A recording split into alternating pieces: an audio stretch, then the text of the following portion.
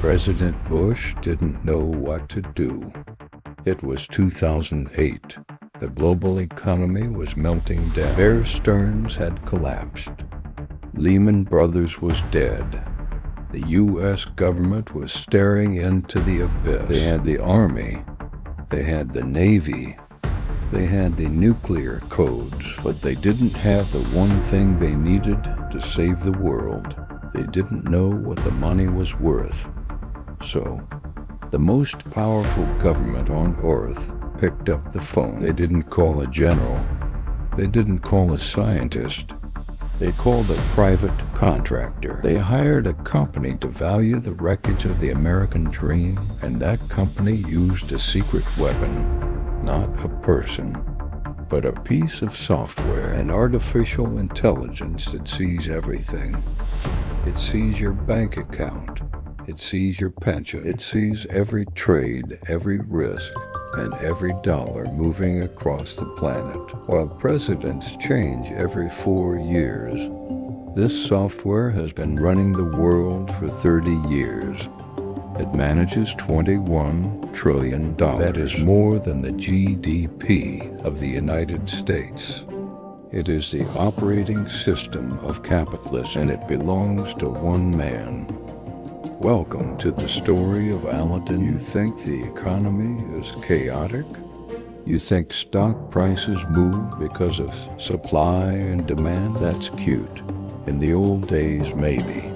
But today, the game is rigged, and it's rigged by a single server farm in Washington State. This is where Aladdin lives. A-L-A-D-D-I-N, asset, liability, debt and derivative investment net. Boring name, right? It's designed to be boring. It's designed to be invisible. Let me tell you who uses it. Vanguard uses it. State Street uses it. Google, Apple, and Microsoft use it to manage their cash. Even the Federal Reserve uses it. Think about that. The competitors, Coke and Pepsi, Ford and Chevy, they usually hate each other. But in finance, everyone is drinking from the same hose. They all use the same data, the same risk models, the same brain. If you add it all, Aladdin controls the destiny of $21.6 trillion. If this software glitches, if it makes a math error, the global economy doesn't just dip, it vanishes. So who built this doomsday machine? And why did he build it? Because he was terrified. Meet Larry Fink. Today he is the king of Wall Street, the CEO of BlackRock, the man who tells CEOs what to do. But in 1986, he was a loser. He was a young hotshot at First Boston. He was making the bank millions. He felt invincible. He made a massive bet on interest rates. He thought he had it covered. He thought he was hedged. He was wrong. One morning he walked into the office, and he had lost $100 million. Poof. And the worst part? It wasn't his fault. The computer models in the back office were wrong. The code was bad. First Boston fired him. He was humiliated. He was done. But Larry Fink didn't just get mad. He got obsessed. He developed a neurosis. Paranoia. He swore he would never, ever be blind again. He gathered a team of geeks in a one-room office, and he gave them a mission. Build me a flashlight. Build me a system that sees everything. They didn't build it to sell it. They built it to survive. They coded it on a Unix workstation under Larry's desk. They called it Aladdin, and for 10 years, nobody cared until the world fell apart. March 2008, St. Patrick's Day weekend. Wall Street is burning. Bear Stearns is collapsing. The U.S. government is in a panic room. They need to bail out the bank. But there is a problem. Bear Stearns is full of toxic assets, mortgage, derivatives, junk. Nobody knows what they are worth. Is it $30 billion? $10 billion? The Fed's computers couldn't read the files. They were flying blind. So at the 11th hour, they called Larry. A team of BlackRock engineers, the greenhouse team, swarmed into the Federal Reserve. They didn't sleep. They worked 48 hours straight. They fed the toxic data into Aladdin. And on Sunday night, the machine spit out a number. It gave the government a price. The deal went through. Bear Stearns was sold. But the crisis wasn't over. A few months later, AIG collapsed. Then Lehman. Every time the government needed to know the truth, they called Aladdin. By 2009, Larry Fink wasn't just a banker. He was the shadow Treasury Secretary. He had the only map in a burning, and once you have the map, you own the territory. So how does it work? How does one piece of code control the world? It comes down to two words. The golden cow. In most industries, everyone has their own data. But in finance, Aladdin is the data. It sucks in information from every market on earth, bonds, stocks, currencies, oil. It cleans it, it verifies it, and it creates one golden copy of the truth. Then, it looks into the future. It uses something called Monte Carlo simulations, named after the casino. Every single day, Aladdin simulates the future 5,000 times.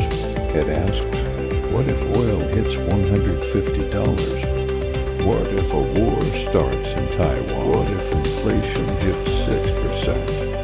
It runs these scenarios for thousands of clients instantly. It tells pension funds if they will go broke in 2030.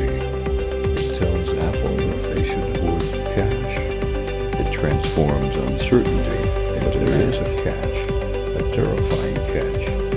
If everyone uses the same map, what happens if the map is wrong? Imagine a crowded theater. Aladdin is the fire alarm. It is designed to keep everyone safe. But what happens if the alarm goes off by mistake? Let's say Aladdin's code decides that corporate bonds are risky today. It flashes a sell warning, not just to BlackRock, but to Vanguard, to State Street, to everyone. Suddenly, $20 trillion of money tries to fit through the exit door at the exact same time. Who is buying? Nobody. Because Aladdin told them not to buy either. The market crashes, not because of a real disaster, but because the software created the disaster. This is called herding. It is the nightmare scenario. We have created a financial monoculture. We killed the diversity of the market, and we replaced it with a single point of failure. We traded chaos for a fragile tyranny. But the danger isn't just about crashes. It's about control. Recently, Larry Fink has been pushing something called ESG, Environmental, Social, and Governance. It sounds nice. It sounds like saving the planet. But how do you enforce it? You use Aladdin. Aladdin now gives companies a score. If you are an oil company, your score goes down. If you don't have enough diversity on your board, your score goes down. And because Aladdin controls the money, a low score means you get cut off. Suddenly you can't get a loan. Your stock price tanks. You are effectively canceled by the algorithm. Critics call this corporate socialism. They say BlackRock is bypassing democracy to change the world using other people's money. Whether you agree with their politics or not, the mechanism is terrifying. We never voted for these laws. Congress never passed them, but because a piece of software in Washington state decided they were risk factors. They became the law of the land. This is the ultimate power of Aladdin. It doesn't just predict the future. It forces the future to happen. Larry Fink wanted to eliminate risk. He wanted to make sure he never lost $100 million again, and he succeeded. He built a shield, but a shield can also be a cage. Today, Aladdin decides which companies get capital.